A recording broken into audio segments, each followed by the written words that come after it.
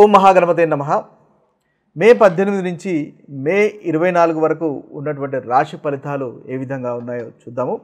ముందుగా ఈ వారంలో ఉన్నటువంటి గ్రహస్థితిని కనుక ఒకసారి గమనించినట్టయితే మనకి శుక్రుడు మేషరాశిలోను, రాహు కుంభరాశిలోను, రవి వృషభ రాశిలో సంచారం ఉంటుంది.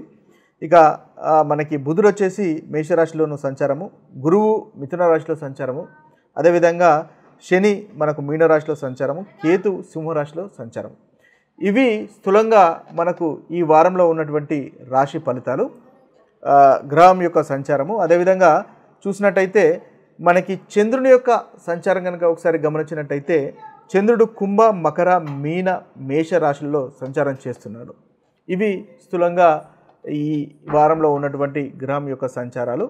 వీటిని ఆధారంగా చేసుకొని ద్వాదశ రాశుల వారికి ఈ వారంలో ఏ విధంగా ఉంటుందో ఒకసారి గమనించినట్టయితే, ఇక వృషభ రాశి వారి యొక్క ఫలితాలు కనుక మనం చూసుకున్నట్టయితే వృషభ రాశికి మిశ్రమ ఫలితాలు అనేవి అధికంగా గోచరిస్తున్నాయి.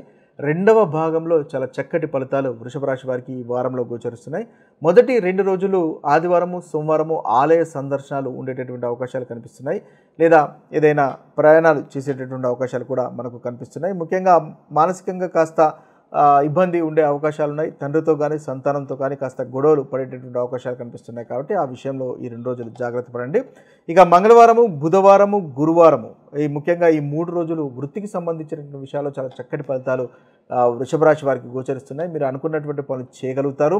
మీ యొక్క అభిప్రాయాలను మీ యొక్క పనిచేసే చోట పరిగణలోకి తీసుకుంటారు. తద్వారా మీ పనికి తగినటువంటి ప్రశంసలు పొందేటటువంటి అవకాశాలు కూడా మనకి వృషభ రాశి వారికి గోచరిస్తుంది.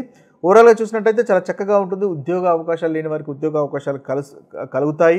ముఖ్యంగా నూతన ఉద్యోగ అవకాశాలు సక్సెస్ఫుల్గా కూడా ఉంటాయి. నూతన ప్రాజెక్ట్స్ కూడా చేపట్టేటటువంటి అవకాశాలు మనకి వృషభ రాశి వారికి ఈ 3 రోజులలో కనిపిస్తుంది.